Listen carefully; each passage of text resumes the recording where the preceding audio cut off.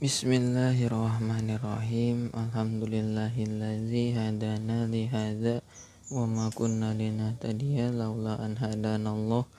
Wassalatu wassalamu ala asrofil anbiya'i wal mursalin wa ala alihi wa sahbihi ajma'in, amma ba'du. Bismillahirrahmanirrahim. Qala wa la yastaqbilu syamsa. Qala parantos ngadauh musannif, wala yastaqbilu jeung ulah nyanghareup jalma asyamsa kana panon poe, wal qamara jeung kana bulan. Wala yastadbiru jeung ulah nu kangen jalma huma kana itu syamsa wal qamar.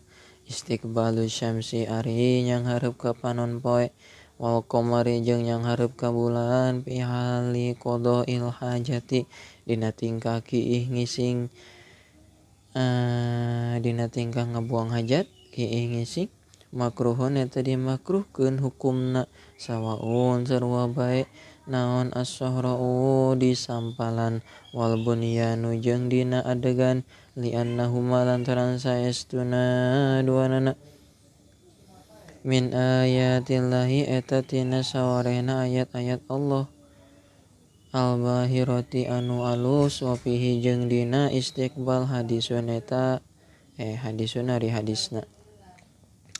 Wa hal yukrahu jeung naha dimakruhkeun naon istidbaruhuma nu kangeunana itu syamsu jeung qamar. Qala ngadauh parantos ngadauh sa Nawawi, Imam Nawawi, bi syarhil muhadzab dina syarah kitab al-muhadzab, as-sahihu ari qaul anu sahih, wal masyhuru anu masyhur eta anu masyhur. Wa bihi jeung kana qaul Imam Nawawi qata'a geus mastikeun saha jumhur ulama annahu saestuna istidbaru la yukrahu eta teu dimakruhkeun itu istidbar, lakin jajama tetepina ngamastikeun sa Imam Rafi'i fit tadnibi dina kitab tadnib, annahu saestuna istidbar yukrahu eta dimakruhkeun istidbar, kal istiqbali saperti nyanghareup, wawafaqahu jeung ngakuran ka Imam Rafi'i saha Imam Nawawi alaihi kana makruh fi muhtasarit tadnibi dina kitab muhtasar tadnib. Summa anan Nawawi tuluy saestuna Imam Nawawi khalafa eta nyulayaan Imam Nawawi al-amrayni kana dua perkara, fi syarhil wasiti dina syarah kitab al-wasit.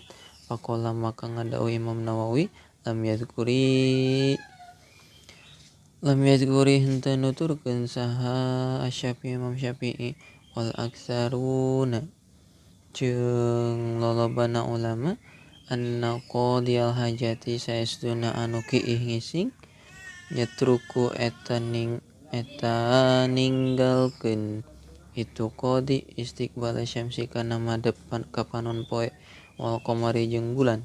Wal muhtaru jeung ari anu dipilih, annahu eta saestuna istiqbal mubahun eta dimeunangkeun fi'luhu, annahu saestuna istiqbal mubahun eta dimeunangkeun naon fi'luhu migawena, wa tarkuhu jeung ninggalkeunna sawaun eta sarua bae. Wa qala jeung ngadauh Imam fit tahqiqi dina kitab tahqiq, annal qiraahata kana saestuna makruh la asla eta ta aya asalna laha kana itu qiraah. Wallahu jeung ari Allah a'lamu eta langkung uninga. Wallahu a'lam. Alhamdulillahirabbil alamin.